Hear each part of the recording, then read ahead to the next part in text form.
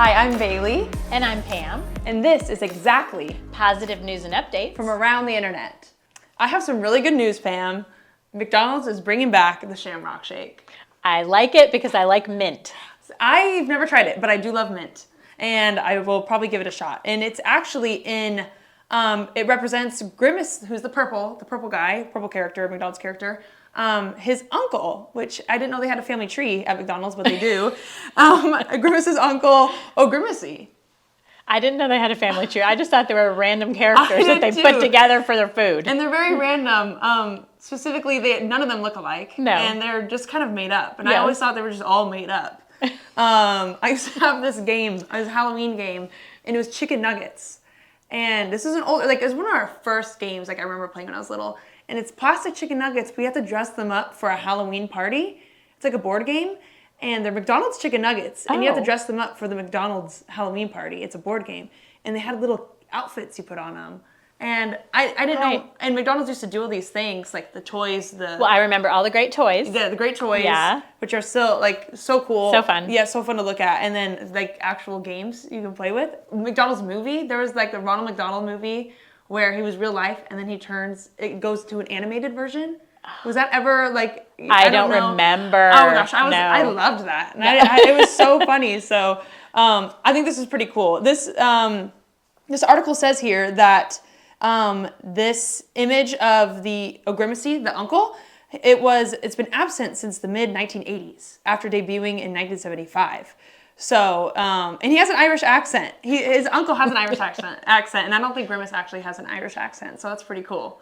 But did you see here, it says here, the vanilla mint flavored dessert that appeared in 1967 on a St. Patrick's Day promotion. Did you see that? Oh my gosh. So I just want to let you know that's when I was born. 1967, you're so young. That's why I like mint. You're so young. So That's young. why I like mint. Yes. Oh my gosh, wow, that's crazy. That is really cool. But this is really fun. This is going to be a good one. I'm going to try it. Even though I know you mentioned that it's a minty flavor. I like mint, but it may be a little bit of an artificial. It's very green. Very green. So they add that green flavoring in there. You can see it really bright. If they don't mix it up for you real good, it's very green, very bright, just like the plant. But when I was little, I loved it. Yeah. But now I don't love it. I haven't had it for quite a while, maybe 15 years, but but I do love mint. So yeah. I'm gonna give it a shot. I'm gonna give it a try. Yeah. This one's really fun, Pam. Okay. They have dating social media platforms for older adults. Okay. And social media dating apps are huge for my culture. Yeah. I'm 27, so early 20s, people to their 30s that I am close to have been using dating apps forever, for years. And so they have ones directed specifically to the older generation crowd. So I think that's really awesome. And isn't that kind of cool because we are exactly 30 years apart. Are we? We are. When's your birthday? 67. Oh, yeah. Okay, yes, 67. Okay, yes. 1997, yes. 57. Uh-huh. So it's pretty cool because I have never done this, used the silver singles, the senior match, or our time, but they've sent me things in my email. I've blocked and rejected because I'm happily married. Yes. But I wish and hope that my friends that aren't could try this. Yeah. It would probably be fun, and it would hopefully be safe. And you've had some experience with it, fun and safe. Fun and safe, right? Yeah. It is fun because you put your preferences in there, and you can really say as much as you want about yourself on your profiles or vice versa.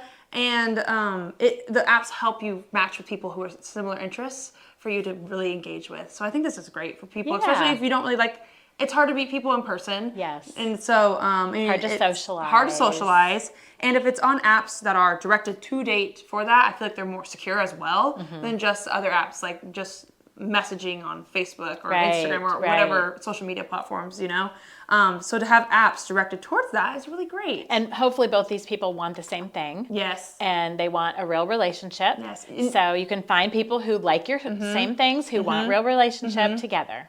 On the dating apps, in like there's like Hinge, Tinder, there's a bunch.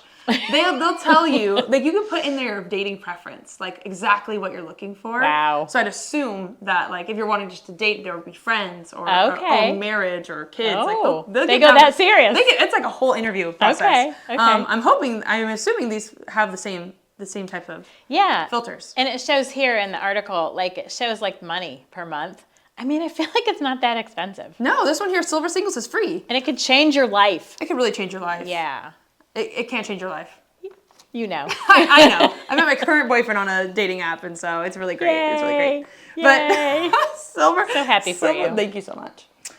Silver Singles is free, or $24.95, probably depending on what kind of level you want. If you want to be more personalized and whatnot. Yeah. So, it also says in the article here, statistics report that matchmaking websites are a $1.35 billion U.S. industry with almost 60 million users, of which 26% are over 50. Wow. That is a huge market, yes. Well, I have a couple friends who are about 10 years older than you. Mm-hmm. So this was starting back then. Yes. And now they met on one of the very first ones. Mm-hmm. And they have kids, and like it worked. Wow. So, and I know that this particular friend, her mom bought her the membership, and she said that was the best $19.99 she ever spent. That is so funny. Yeah, that's really cool. That's great. Yeah. Well, I hope someone can get some use out of this. I love that. I did not know they had them for the age group. I mean, I'd assume, but I didn't know. So listen, anyone my age and up, have fun, be brave, and try it.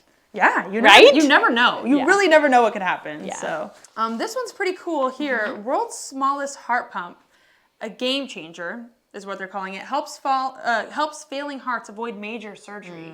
So this pump itself, it doesn't require any major, like I said, major surgery. They can go in without having to do needing to open the chest cavity alone to keep a heart alive. Yeah, very scary. Because I know that you have to go in there and it's very invasive and it's very scary. And a lot of seniors or anyone who's having major surgery, they are sometimes more afraid than the surgery than what ails them. Yes. So this is a great thing. I think it's a great thing too. 21-year-old. This article says 21-year-old Katrina Penny was born with heart defects, but the transplant she received also failed when she was 19. So for 5 weeks, this device is called the Impella, kept the failed heart pumping while a second heart transplant was secured, which is also people are on waiting periods to wait for the transplant. So that's really awesome. Yeah. Really good. She says it did save her life 100%. And she named it her Impella Ella. Ella? She gave it a name. Very good. That's amazing. Mm-hmm.